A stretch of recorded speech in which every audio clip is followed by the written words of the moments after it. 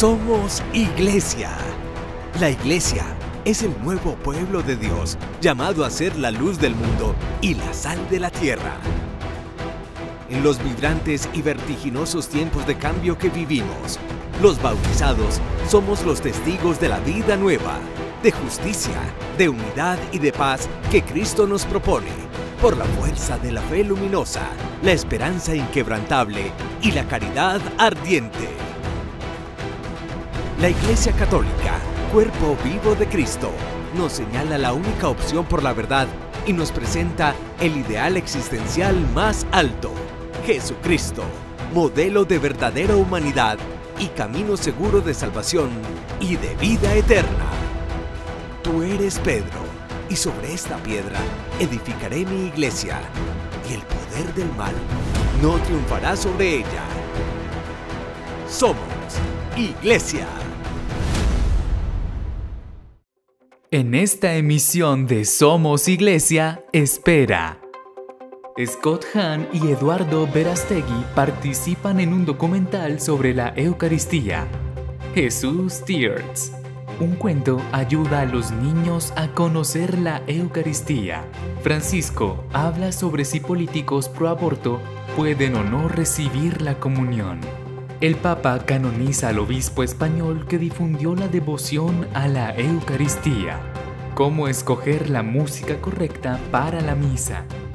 Gracias por estar con nosotros hoy en este programa Somos Iglesia, que hoy les trae el segundo especial sobre el pan de vida, el Corpus Christi. Así que sean todos ustedes bienvenidos. Padre Carlos, ¿usted cómo ha estado? ¿Cómo le ha pasado esta semana? Bien, Miriam, otra semana que se nos va, nos parece increíble. Se nos está acabando este mes de junio, ya hoy 20 de junio, y vamos a empezar en 10, 12 días, vamos a empezar el segundo semestre de este 2025. Pues aquí donde estamos nos ha tocado mucho invierno, y eso que los organismos encargados de pronosticar y anunciar el clima nos hablaban de verano desde mediados de junio, pero bueno, lo estamos esperando todavía. Y bueno, orar por el mundo entero, orar por nuestro país, orar por la iglesia, la que queremos, y estar muy actualizados con todo este tema de noticias que va produciendo la iglesia en el día a día, y análisis que hacemos y opiniones que generamos sobre estas noticias de iglesia. ¿Usted tiene unos encuentros importantes en los próximos días o no? Así es, el 27 de hoy, en una semana, vamos a tener el gran viernes, es el viernes del corazón de Jesús, siempre en la liturgia de la iglesia. El viernes siguiente al Corpus Christi, que es este domingo, el viernes siguiente, o sea 27 de junio, vamos a tener aquí en esta casa de encuentro en Montemaría una celebración para conocer más el corazón de Jesús, para amar más al corazón de Jesús y para consagrar nuestra vida, nuestras familias al corazón de Jesús. No es solamente la aparición, la revelación privada que en su momento hizo Jesús a la religiosa del monasterio de Paray-le-Monial, Margarita María de Alacoque, sino que sobre todo el misterio del amor de Dios es simbolizado en el corazón de carne de Cristo, y saber que está más que devoción, espiritualidad del corazón de Jesús hunde sus raíces no en esta revelación del siglo XVII, sino que hunde sus raíces en el mismo Calvario, cuando el soldado atraviesa el costado abierto de Cristo, y de allí brota sangre y agua. Es una fiesta muy especial que vamos a tener todo el día, 27 de junio, incluye transporte y alimentación, y al otro día, sábado 28 de junio, hasta el lunes festivo en Colombia, 30 de junio, tendremos un encuentro de parejas, hablar de comunicación, de comprensión, de la economía, de por qué no nos perdonamos, de por qué el amor se volvió rutinario, se cansó. Va a ser un retiro muy interesante. Vamos a estar 4 matrimonios y un grupo de sacerdotes acompañándonos con el título El amor triunfará. Esto será del 28 al 30 de junio. Pueden pedir informes porque estamos todavía a tiempo. Al final del programa van a encontrar los teléfonos de esta casa Monte María, los teléfonos, y les enviamos vía WhatsApp la información de este retiro. El amor triunfará. El del corazón de Jesús, viernes 27 de junio, y el de parejas, matrimonios y novios, sábado 28, lunes festivo 30 de junio, todo en este fin de semana, alternando este mes de junio. Bueno, padre, veo que va a estar muy ocupado.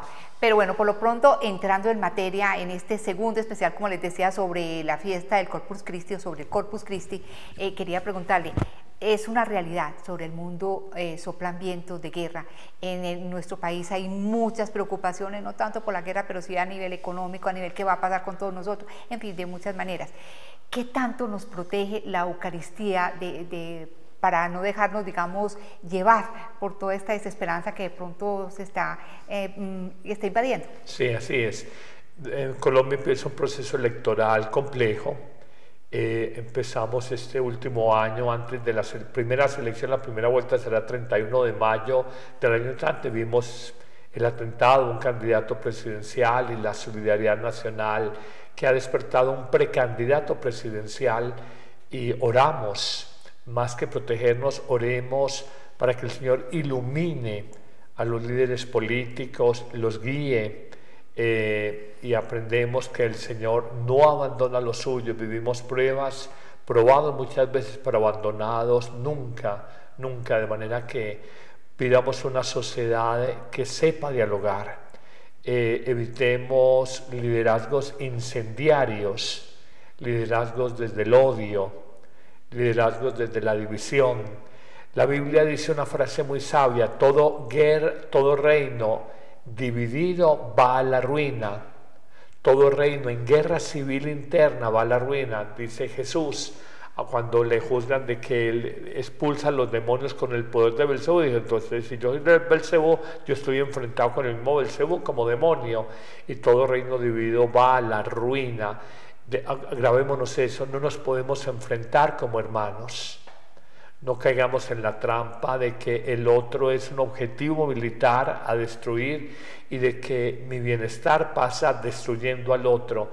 Hemos aprendido a vivir en distintos momentos de la historia, aunque pensemos distinto, hemos aprendido a convivir y a respetarnos, y esto es una regla universal de convivencia. Bueno, y vamos a iniciar, padre, ya metiéndonos ya de verdad en el tema, con algo bien interesante y muy bien curioso. Las personas que comulgan con frecuencia, en vez de estar llenas, estar, digamos, satisfechas, siempre están con ganas y más deseos de recibir al Señor, de conocer más sobre Él.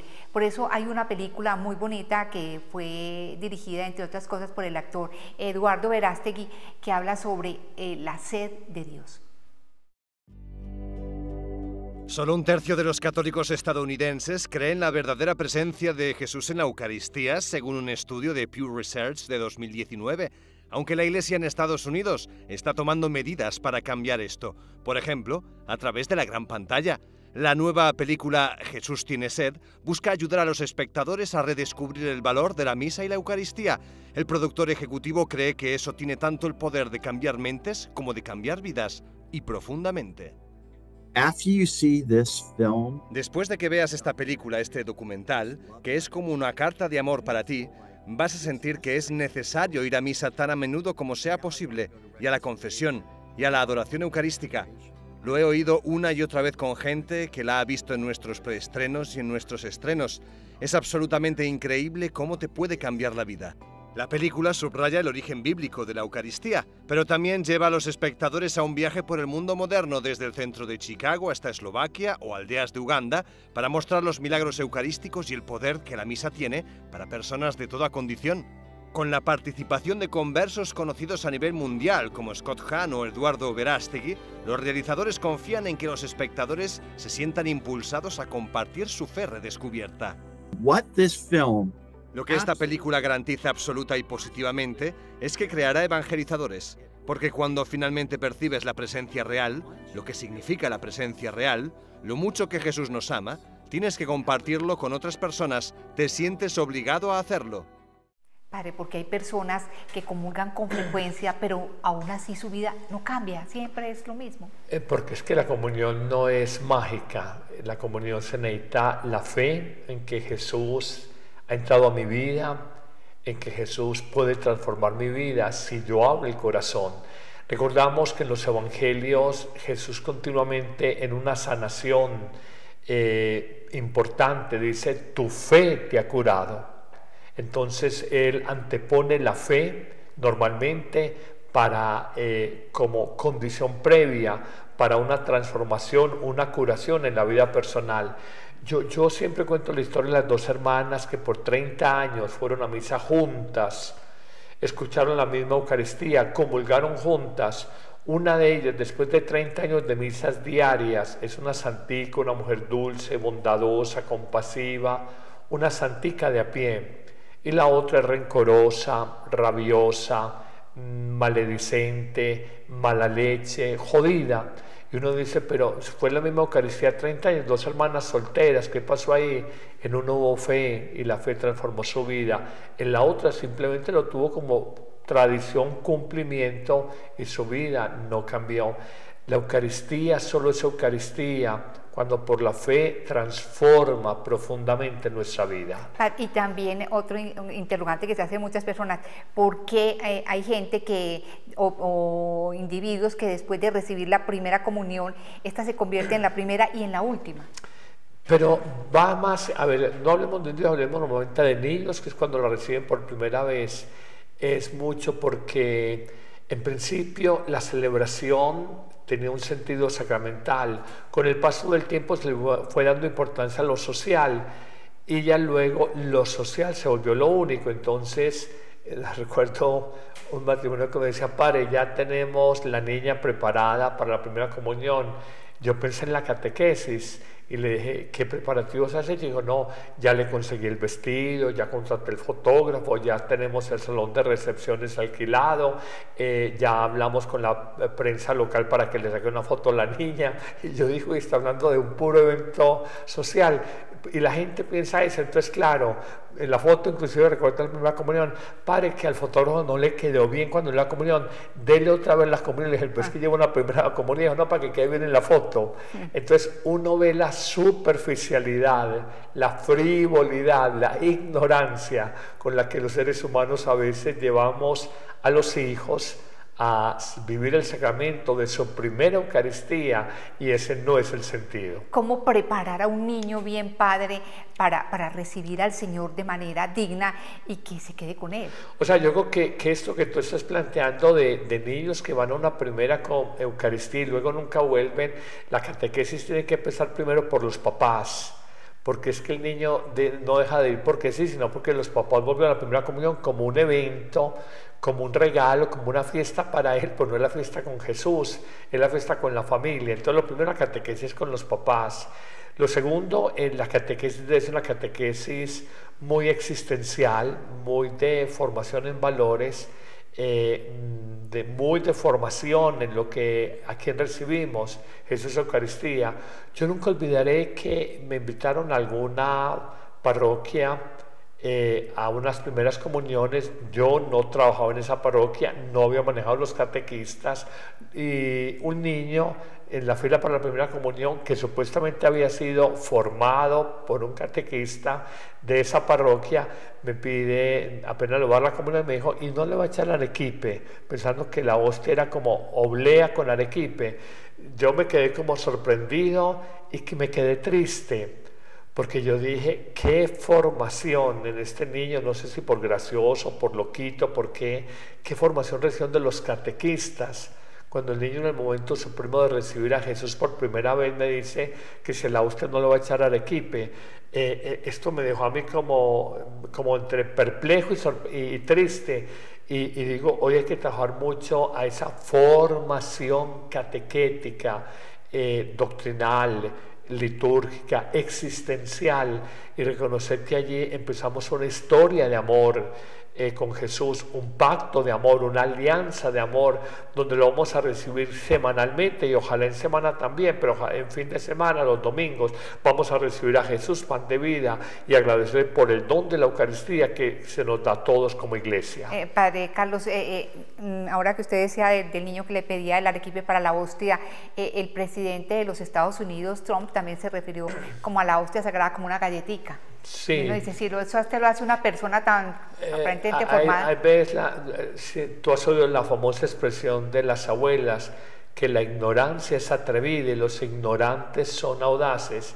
También viste al presidente Trump que colocó un tuit o en su red Truth Social, antes de elegir el Papa León, él montó una foto con los atuendos propios de un papa, su sotana blanca y demás, y él se sintió, dijo, pues muy interesante que yo fuera el papa, y él se sintió muy gracioso. Recuerdo el arzobispo de Nueva York, Timothy Dolan, estando en el cónclave, luego dijo, no me parece gracioso. Eso muestra, primero, ignorancia religiosa, segundo, falta de respeto por las convicciones religiosas de otros, y se da en todos los niveles, en gente muy sencilla, el niño que pedía esto, o en niveles muy altos. Pero usted dijo algo muy interesante, padre, y es que hay que formar a los papás antes que a los niños. Así es. Para que realmente haya un buen entendimiento de lo que es la Eucaristía, porque uno ve a muchos papás que, digamos, vinculan el ir a la Santa Misa con un castigo de Dios, con pecado, con una obligación, y entonces van, digamos, deteriorando el sentido real de la Eucaristía, que eso no tiene nada que ver de pecado ni nada de eso. Claro que es cada vez menos los que vinculan eso. De pronto antaño vinculaban más el tema del pecado y no te ves bien. Hoy lo que veo es simplemente los papás quieren que la niña o el niño haga la primera comunión, pero ellos no van a la misa, ellos no se confiesan, ellos no comulgan, ellos tal vez no están bajo el signo del matrimonio, y uno entiende que el ejemplo o la primera enseñanza empieza con el ejemplo, entonces no con las palabras. Pues es muy común hoy encontrar los papás separados, se juntan para la foto, están simplemente separados, no van a la Eucaristía, no se confiesan, no comulgan. Entonces, ¿cómo le piden luego al niño o a la niña que ellos sigan una práctica en la que mis papás no creen en esto? Hoy hay que hacer un trabajo más importante, como cuando voy a un colegio, me dicen los rectores, cuando van a echar un colegio, padre, más importante que hablar con los alumnos, hable con los papás, que no los dejen en tanta soledad, que no los descuiden tanto, que por trabajar tanto no dejen estos jóvenes solamente creciendo alrededor de las redes sociales. Hablaba con un capellán de un colegio católico de Medellín y me decía, los chicos no hablan sino en términos de gamers, los juegos en línea, Minecraft, bueno, no sé qué otros tipos de juegos, y dice, hoy es imposible abordarlos desde algo que ellos no manejen.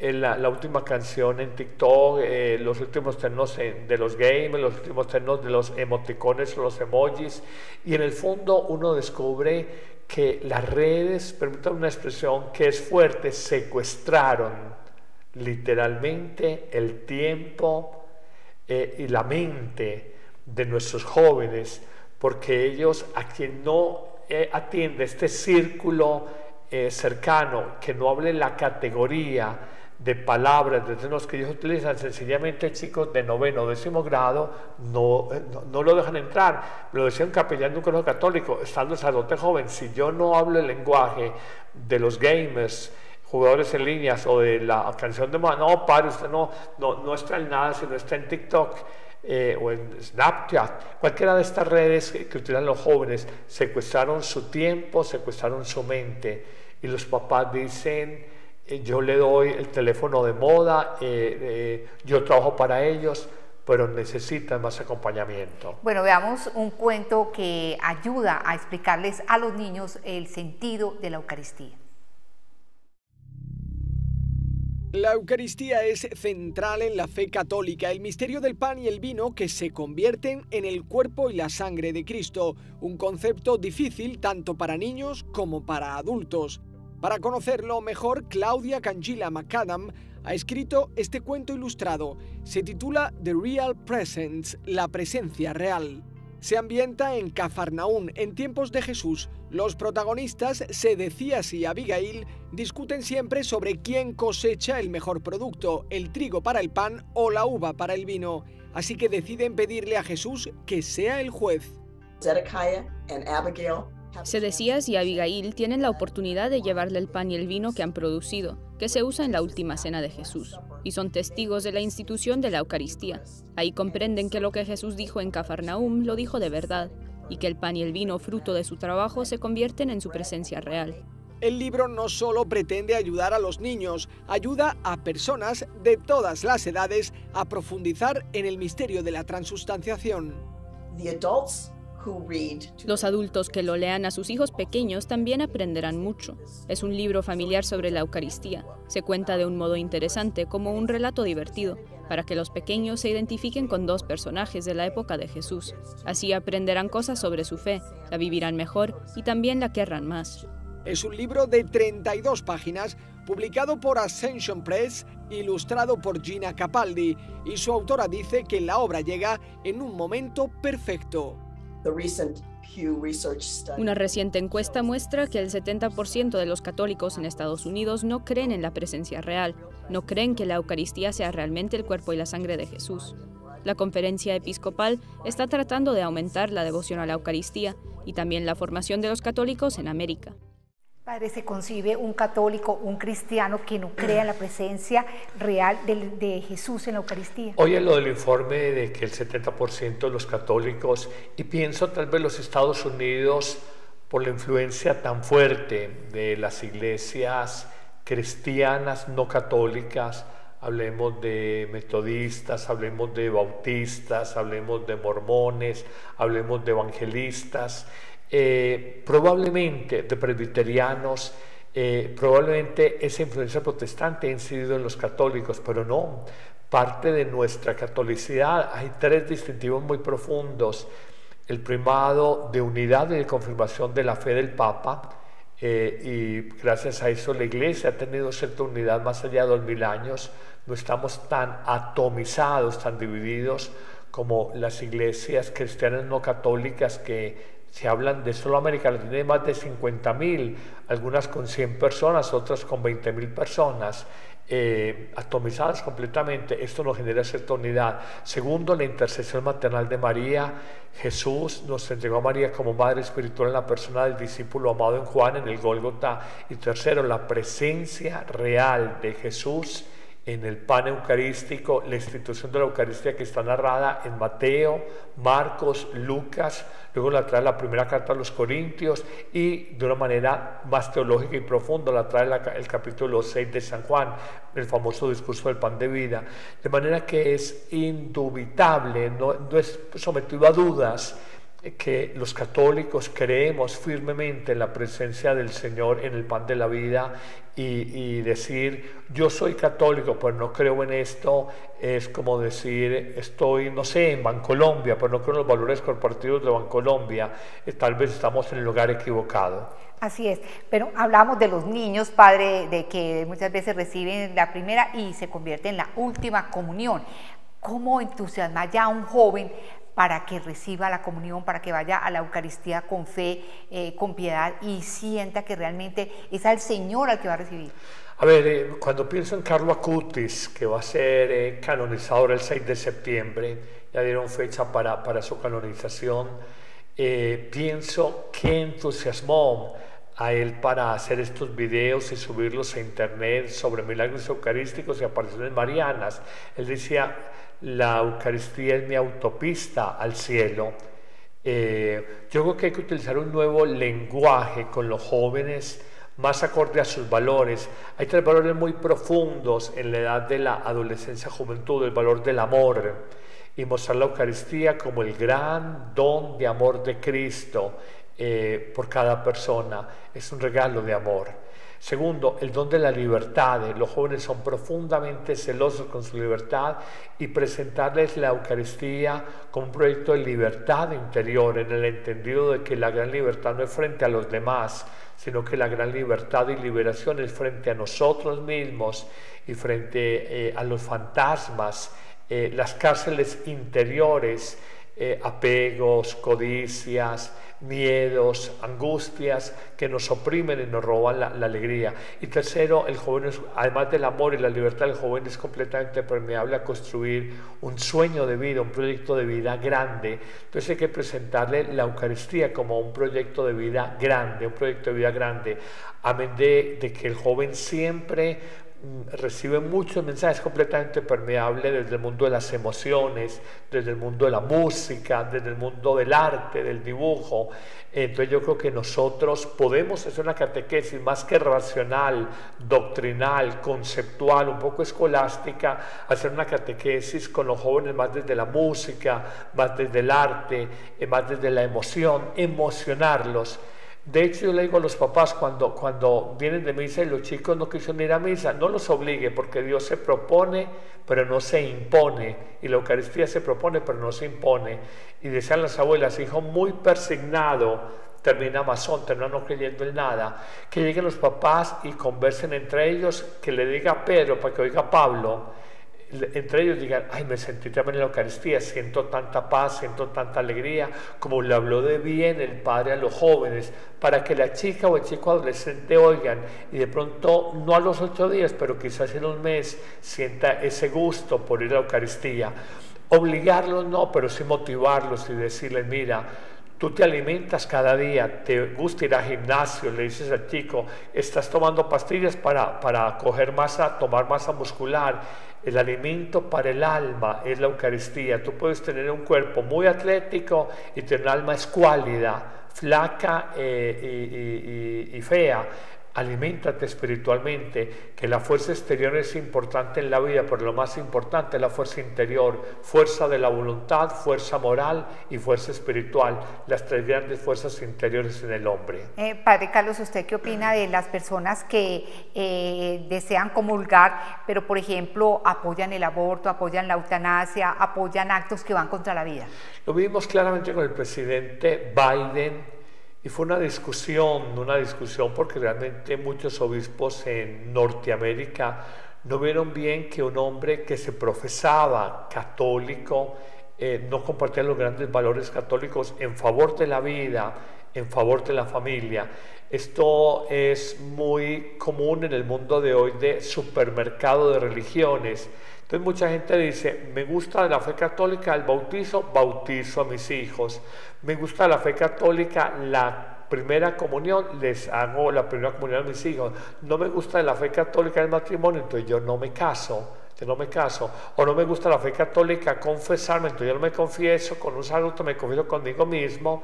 Entonces es un supermercado donde yo a pedido, a gusto, cómodamente, digo, tomo esto y desecho lo otro. Es una incoherencia en la fe. Veamos qué dice esta nota sobre los políticos que quieren comulgar o comulgan y son pro aborto. Durante la rueda de prensa en el avión, el Papa respondió a una pregunta sobre si los políticos que apoyan leyes pro aborto pueden recibir o no la comunión. Dijo que él nunca se ha encontrado ante ese dilema. Non so se è venuto qualcuno che era in queste condizioni, ma io mai ho rifiutato l'Eucaristia. E questo da prete, ho risposto ma mai sono stato cosciente di avere davanti a me una persona come lei descrive, quello è vero. Explicó que una vez dio la comunión a una mujer y que luego ella le dijo que era judía. Francisco explicó teológicamente qué es la Eucaristía, subrayando que no es un premio para personas perfectas. La comunione è un dono, un regalo, la presenza di Gesù nella sua Chiesa e nella comunità. Questa è la teologia, no? Poi, coloro che non stanno nella comunità non possono fare la comunione. come questa signora ebrea, ma il Signore ha voluto premiarla a mia insaputa. Perché? Perché stanno fuori comunità, escomunicati, no? Escomunicati si chiama, è un termine duro, ma questo vuol dire che non stanno nella comunità, o perché non appartengono, non sono battezzati, o perché si sono allontanati per alcune delle cose. El Papa abordó también la cuestión del aborto. Dijo que la vida humana debe ser respetada y que el aborto es un asesinato. Per questo la Chiesa è così dura in questo argomento, perché è un po' come se accettasse, se accetta questo è come se accettasse l'omicidio quotidiano. Adesso andiamo, quella persona che non è nella comunità non può fare la comunione perché sta fuori la comunità, no? E questo non è una pena, no, tu stai fuori. La comunione une a la comunità.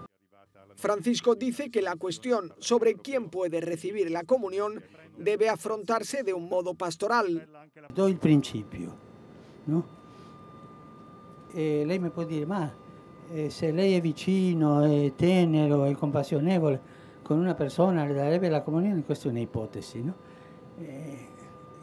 Sì, pastore, e il pastore sa cosa deve fare in ogni momento, ma come pastore, ma se esce da questa pastoralità della Chiesa, inmediatamente diventa un politico. El Papa dijo que hay que afrontar la cuestión tanto teológica como pastoralmente. No se puede prescindir de ninguna de las dos perspectivas.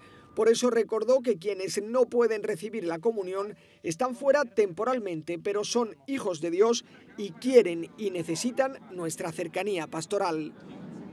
Padre, ¿qué pasa si usted en la fila de las personas que van a comulgar ve a alguien que usted sabe a ciencia cierta que no debería hacerlo, que está impedido por, digamos, por sus opiniones, por sus acciones, en fin?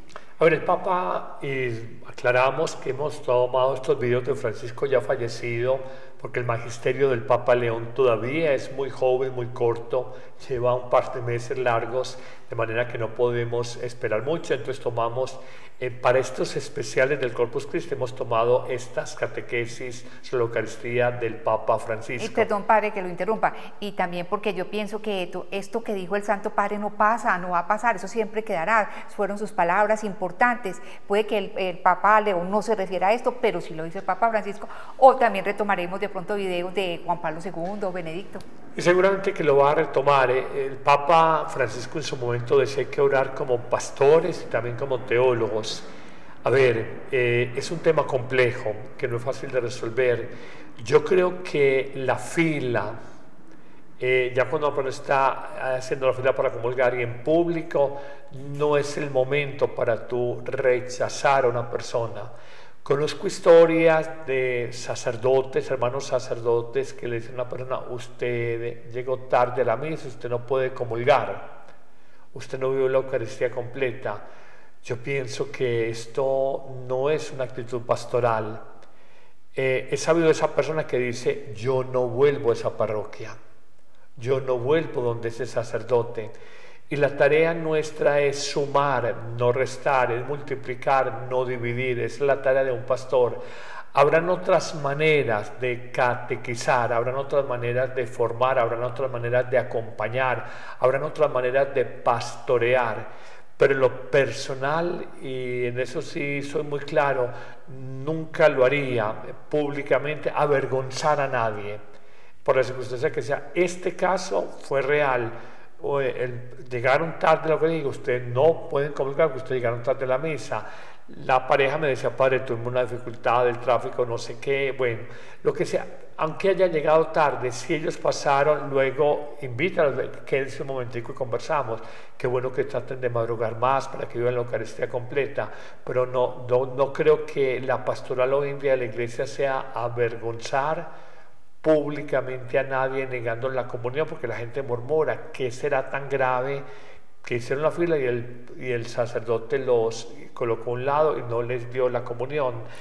Igual conozco sacerdotes, hay gente que dice yo recibo la comunión en la mano, pero alguien lo quiere recibir en la boca. Conozco a algún sacerdote que dice si no me la recibe en la mano no le doy la comunión. Tampoco es de avergonzar a una persona si la persona en su sensibilidad religiosa dice no me siento bien recibiéndole en la mano sino en la boca, así el sacerdote no le parezca, creo que debe respetar el criterio o la sensibilidad, el sentido de fe del católico y darle la comunión eucarística en la boca si así lo pide la persona. Es un criterio pastoral. ¿Qué pasaría, por ejemplo, si una persona le pide que le dé la comunión a una niña que tiene un problema mental, es decir, que no es consciente, o si de pronto personas de otras religiones le piden recibir la comunión? A ver, en algunos casos cuando hay una persona que enteramente tiene una parálisis cerebral, le dicen, mira, él no tiene conciencia, pero le puedo dar la bendición. Tú ves en los Estados Unidos que muchas personas pasan en la fe de la comunión, simplemente cruzan los brazos, no puedo comulgar, pero sí pido la bendición, en el caso de un niño. Entonces, en el caso de una persona que diga una parálisis cerebral, no puede comulgar, darle la bendición. Es otra forma de mostrarle acercamiento a Dios, de pastorear. Creo que el Papa también, que era Francisco, que era muy gráfico, decía, nosotros no podemos ser aduanas, esta mercancía pasa, esta mercancía no pasa. Creo que nuestra tarea hoy en día, cuando la gente es tan sensible, cuando hay tanto sentido crítico frente a la Iglesia, no se trata de alcahuetería, no se trata de faltar a lo que nos pide el dogma católico, el dogma cristiano, pero creo que se puede decir no de una manera muy suave. Y yo lo digo, en mis casi 32 años de sacerdocio, nunca le he negado la comunión a nadie públicamente. Si he hablado con alguien, si te sentías preparado, mira, es que vives en esta situación irregular, se lo diré en privado, pero públicamente yo creo que eso genera un efecto contrario, alejar a una persona por muchos años de la Eucaristía, de la práctica sacramental y aún de la fe. Exactamente, lo que le preguntaba a personas de otras religiones, igual no lo deben recibir. Pero es que si vienes de otra religión, si yo estuve en Canadá visitando a un familiar, estaba en una Eucaristía de rito sino-malabar. Si yo no entiendo bien el rito sino-malabar, uno de los 23 ritos que están en comunión, ritos del mundo oriental que están en comunión con el Papa, tengo que ser muy respetuoso para participar en él. No entiendo un judío o un musulmán estando allá, ¿por qué va a entrar a la comunión? Pues yo no creo en esto, entonces no lo recibas, así de sencillo. Si no crees en algo, no lo recibas, pero respetamos. Cuando he estado en Tierra Santa, en peregrinaciones, ahora es imposible ir allá, pero cuando estaba, el guía judío nos acompañaba, él me escuchaba la Eucaristía, él no comulgaba, respetaba, y me decía, yo no creo, pero yo lo respeto, y esa es la actitud. Pues si no crees, por lo menos respeta. Y estaba ahí en la Eucaristía, escuchaba, no participaba en la comunión sacramental, porque por su fe judía no creía en lo que creemos nosotros los católicos. Es un tema un poco como de sentido común. Bueno, vamos a hablar a continuación de adoración eucarística, pero después de ver esta nota de un sacerdote que llegó al honor de los altares precisamente por ese amor enorme a la Eucaristía. Manuel González nació en 1877 en Sevilla, fundó la Congregación de las Hermanas Misioneras Eucarísticas de Nazaret y era conocido como el obispo del Sagrario Abandonado. Las hermanas María Teresa y Mónica María pertenecen a esta congregación y encarnan su mensaje. Y llega a ese pueblo, delante del sagrario se encuentra pues que no hay nadie en la iglesia y ahí pues se da cuenta de cómo pues Jesús ha venido a darnos vida, está en la Eucaristía, en esa presencia eucarística y allí pues no encuentra a nadie, es decir, está solo. Por eso el hecho de que él después dice que él quiere ser el obispo del Sagrario Abandonado. Manuel González acuñó una expresión que describe el propósito de su vida, eucaristizar el mundo. Para conseguirlo fundó la Congregación de las Misioneras Eucarísticas de Nazaret. Él habla de la importancia de enterarse de que Jesús, de que Dios nos ama y está vivo en cada sagrario, siempre en la Eucaristía. Entonces nuestra misión es ayudar a que la gente descubra este regalo que Dios nos está haciendo a cada instante, en cada misa, en cada sagrario Entonces, todo lo que nosotros hacemos tiende a eso. Con su canonización, la congregación que él mismo fundó espera que se conozca aún más la inquebrantable fe en Dios del obispo Manuel González.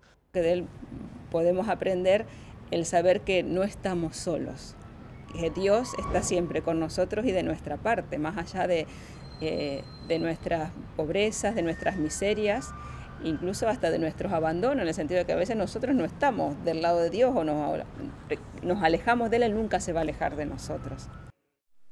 Padre, alguien se puede preguntar, ¿qué es la adoración eucarística?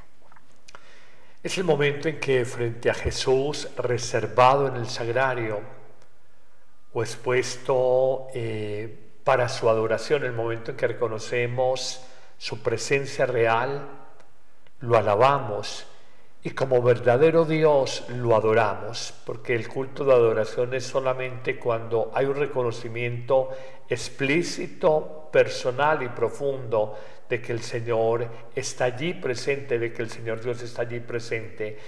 Tenemos los jueves en muchísimas parroquias en el mundo entero, jueves sacerdotal eucarístico, en muchas parroquias antes de la celebración eucarística o después de la celebración eucarística se expone el Santísimo Sacramento en la custodia y la gente pasa a adorarlo, de hacer reconocimiento de él, desde la palabra, desde una reflexión, desde la música, desde el silencio, desde algunas preces o frases que se han universalizado, reconociendo a Jesús, bendito sea Dios, bendito sea su santo nombre, bendito sea su sacratísimo corazón, bendita sea su preciosísima sangre. Son las maneras tradicionales, pero cada uno reconocer que allí en el tabernáculo, cualquier iglesia o cualquier parroquia es bella no por sus decoraciones, no por su arquitectura, no por su altura, es grande porque allí es casa de Dios porque allí mora Jesús en el sagrario, Jesús Eucaristía. Entonces el Jesús celebrado en la misa y el Jesús reservado en el tabernáculo, que puede ser visitado como el amigo que acompaña, o también el Jesús que es expuesto en la custodia y que puede ser alabado, reconocido, agradecido y adorado en el pan eucarístico. En nuestro medio hay muchas parroquias, iglesias que tienen capillitas especiales para la adoración eucarística. De hecho, hay personas que van a adorar al Señor a medianoche, a las 3 de la madrugada, en fin. 3 de la madrugada está bien. Sí, está bien. Sí, 3 de la mañana. Bueno, pero se puede hacer la adoración eucarística en cualquier capilla, ¿no? Donde uno esté. Donde uno esté. Estas son las famosas capillas de adoración perpetua, en donde muchas personas dicen no alcanzo la Eucaristía por el horario laboral, porque es la hora en que me estoy transportando y el tráfico vehicular de mi ciudad es pesado, o dice me gusta ir en la noche, en el silencio, encuentro paz, encuentro sosiego. Yo lo digo de corazón, las horas más lindas y dulces de mi vida las he pasado en silencio, en adoración con Jesús en el sagrario. Muchas iluminaciones interiores, muchos momentos de consuelo divino, muchos momentos de recuperar la paz para el alma. Se dan en estas visitas frente a Jesús sacramentado, más allá del fragor del día a día, del ruido del diario vivir, de los afanes y compromisos. Hoy el sagrario y las capillitas de adoración nos permiten primero silenciarnos para escucharnos a nosotros mismos, escuchar la voz de Dios, aprender a ralentizar, lentificar la vida, porque las prisas, los afanes, el ruido, los estímulos de imágenes, sonidos, publicidad, compromiso, hoy nos han hecho superficiales para percibir y tener conciencia de esa dimensión trascendente de la vida y que está fundamentalmente en lo profundo, en lo más interno o interior de nuestro ser. Padre Carlos, hay que decirlo, tenemos un Dios que no conoce la palabra imposible, es decir, que puede dárnoslo todo. Sin embargo, los sagrarios están vacíos, Padre, en la mayoría de parroquias, hay que decirlo. Pero también veo muchos jóvenes en capillas de adoración perpetua, en movimientos apostólicos. Yo siento que, digamos, hay una masa cultural que es cristiana por cumplimiento, por tradición, mas no por convicción. Pero la gente que es convencida es gente completamente entregada a vivir su Eucaristía diaria, su visita a Jesús sacramentado, leer la palabra de Dios. De manera que son las paradojas. Habrá una masa que vive su fe por cumplimiento, pero hay una minoría muy militante y también muy identificada que no falta en su experiencia diaria con Jesús en el sagrario. Padre, usted lo ha dicho, es una minoría, o por lo menos desde mi experiencia, yo veo las capillas, los sagrarios vacíos. Pero acuérdate de algo, la fe no es para mayorías, la fe no es de masas. La fe, los santos no son por millones, los santos son personas que sintieron el llamado de Dios y respondieron de manera extraordinaria a ese llamado. Y aquí creo que la mirada no es la estadística, como lo harían los políticos en campaña electoral. La mirada nuestra es la calidad de los creyentes que tengamos.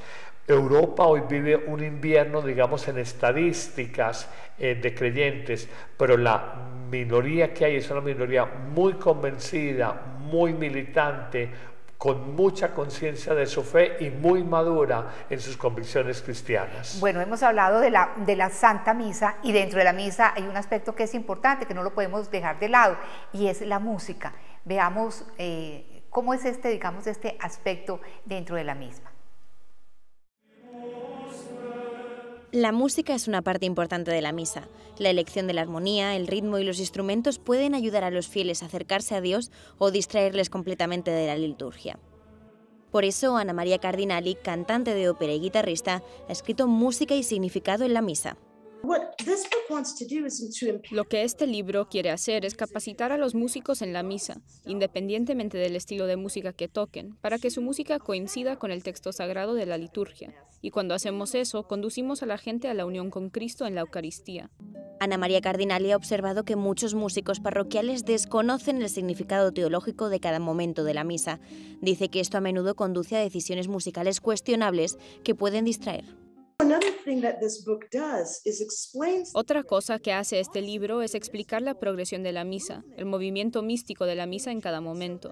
Así, los músicos pueden preguntarse, ¿cuál es el estado de ánimo de este momento? ¿Y se ajustan mis decisiones musicales a este estado de ánimo? ¿Está el lenguaje musical diciendo la verdad sobre el significado de este momento? Ella no aboga por ningún estilo en particular, su libro explica la instrumentación, pero en lugar de centrarse en qué instrumentos le gustan más a la gente, dice que los músicos de las parroquias deberían centrarse en para qué sirven los instrumentos. El libro incluye incluso un pequeño examen de conciencia para ayudar a los músicos a determinar si están compartiendo sus talentos por las razones correctas. Si lo haces por razones distintas a atraer almas a Cristo en la Eucaristía, si lo haces por deseo de actuar o de mejorar tu propia vida de oración personal a través de la música, o de celebrar tus dones como músico, todas esas son cosas muy buenas, pero son cosas buenas para hacer música en otros contextos. Solo hay una razón para participar en la misa como músico. Y esto se aplica a cualquiera que desee participar en el coro de la Iglesia, ya sea un músico experimentado o no. Lo importante, explica, es que seamos sinceros con nosotros mismos acerca de por qué queremos que haya música durante la misa. Padre, muy interesante lo que decía esta señora Ana María Cardinali, y es que hay que elegir muy bien los cantos para la Eucaristía, elegir la música. Debe ser como en una película, que se elige siempre pensando en cómo acentuar un mensaje, cómo poner a la gente en situación, en fin, cómo reforzar algo.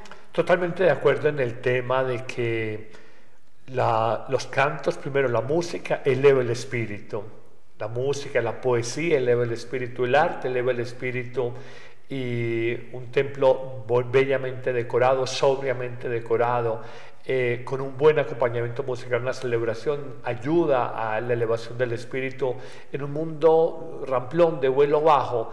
Pero lo segundo, yo hablaría mucho de la unción de quien canta. Hay unción en quien celebra la Eucaristía, el sacerdote. Hay unción en quien proclama la palabra. Hay unción en quienes participan de la celebración y hay unción en quien canta. Y siempre frente al tema de la música hay dos peligros, lo decimos para los músicos. Uno, el protagonismo ponerse como el centro de la celebración cuando el centro de la celebración es Cristo. Y 2, el criterio económico. Yo voy donde mejor me paguen económicamente. Eso también puede aplicarse para un sacerdote, puede aplicarse en muchos servicios litúrgicos, pero concretamente en el tema de la música es muy importante que nosotros digamos canto a Dios, alabo a Dios con el don que me ha dado, y no simplemente lo hago o por protagonismo, por publicidad, o lo hago por un criterio económico. Sobre este tema surgen muchas preguntas. Hay quienes no ven con agrado que en una Eucaristía se canten, por ejemplo, canciones que son de los protestantes. ¿Usted qué dice? Hay criterios porque tenemos mucha riqueza en la música católica. Y en definitiva, yo creo que lo ideal sería que tengamos cantos nuestros, porque en la música cristiana, habiendo cantos muy bonitos, en el fondo tiene una teología incompleta, para decirlo de alguna forma. Por ejemplo, es difícil encontrar en la música cristiana cantos de alabanza a la Virgen María. En la música católica encontramos claramente la alabanza a la Virgen María. Es difícil encontrar en la música cristiana cantos de alabanza a Jesús, Eucaristía en el pan de la vida. En la música típicamente católica encontramos cantos que reconocen, valoran y alaban, agradecen la presencia de Jesús en el pan de la vida. Entonces, en ese sentido, hay música muy bonita con muy buen ritmo, cantantes muy reconocidos, pero podemos decir, hay implícitamente una teología que puede mostrar a veces cierto intimismo con Jesús, prescindiendo de la vida sacramental. Y es de pronto la palabra que quería utilizar. Yo estoy a los pies del Maestro y me siento con él, y estaba en esa intimidad, pero vamos desdibujando y vamos negando. Yo no necesito de la Eucaristía, y en la voluntad divina de Jesús estuvo explícitamente que Él se quedara en la Eucaristía como el gran don, el gran regalo para la Iglesia en el mundo entero. Entonces, por tanta intimidad con Jesús, entre comillas, de tú a tú, podemos prescindir, digamos, del tesoro que es la Eucaristía en la vida de los católicos. Bueno, y finalmente, Padre, entre muchas preguntas de pronto por hacerle, pero el tiempo obviamente aquí avanza, es que, ¿qué opina de los sacerdotes que con el ánimo de atraer más jóvenes invitan a la parroquia grupos o cantantes donde llevan música ruidosa, la misa se convierte en un show y finalmente los que somos más conservadores sufrimos? Yo creo que hay que tocar todas las sensibilidades. La gente más adulta le gustan canciones más clásicas, canciones más suaves, canciones más serenas, pero el público más adulto en algún momento va a morirse, y si el sacerdote no cultiva católicos más jóvenes, y el católico joven se siente atraído desde una música, digamos, tocada desde otro ámbito, entonces nos vamos a quedar sin participantes en la Eucaristía. En esto hay que decir, las iglesias cristianas, ahora que las tocábamos, tienen grandes ministerios de música, y ellos entienden que la música es un gran baluarte, una gran estrategia, permítame la expresión, es una gran estrategia para atraer gente a su iglesia, de manera que nosotros como católicos tenemos que repetir lo de Pablo: me hice todo con todos para ganarlos a todos. Yo creo que el sacerdote está bien que cuide cierta música más tradicional, pero también tiene que pensar en las nuevas generaciones y si hay nuevos ritmos. El adulto mayor decir, bueno, el padre quiere atraer jóvenes y hay que trabajar por esta juventud que tal vez necesita más de la fe y del mensaje de Cristo que ese adulto mayor. Claro que hay que decirlo, con lo que usted decía hace un momento, que se necesita unción, porque detrás de ahora hay muchos cantantes de música católica, hay un gran negocio, padre, personas que no tienen nada de unción, pero vieron que pueden sacar un buen partido económico. Pero lo hay en el cantante que cante música juvenil, como en el cantante de estilo operático, que cante música tradicional, es una cuestión completamente distinta. Es simplemente el tema, estamos partiendo de que un pastor busca, como dice el derecho canónico, la ley suprema es la salvación de las almas. Aquí es atraer los jóvenes, y tenemos una deuda, y es un gran reclamo que nos hacen hoy a la iglesia. La iglesia se alejó de los jóvenes, o la iglesia no supo captar el nuevo mundo, el nuevo lenguaje, las nuevas sensibilidades existenciales de los jóvenes, y el evangelio, siempre antiguo, siempre nuevo, es capaz de dar respuestas a la vida de los hombres de hoy. Nos toca un esfuerzo de creatividad, nos toca un esfuerzo de audacia, de romper con ciertos moldes, y nos toca un esfuerzo de escucha de las nuevas generaciones para tratar de atraerlos y mostrarles la belleza y la bondad de la fe que le da sentido a la vida. Bueno, Padre, muchísimas gracias a todos ustedes también, muy amables, que nos han acompañado, las personas que dentro o fuera de Colombia sintonizan, ven este programa. Y también muchísimas gracias a Ron Reports por sus servicios, y a todo el equipo de Amén Comunicaciones, particularmente a Adrián Maduro en el Control Master. Que estén muy bien. Dios los bendiga a todos, y vivamos este domingo del Corpus Christi Sanguinis Christi con toda devoción, y démosle gracias al Señor de manera especial por haberse quedado presente en el pan de la Eucaristía. El Señor los bendiga.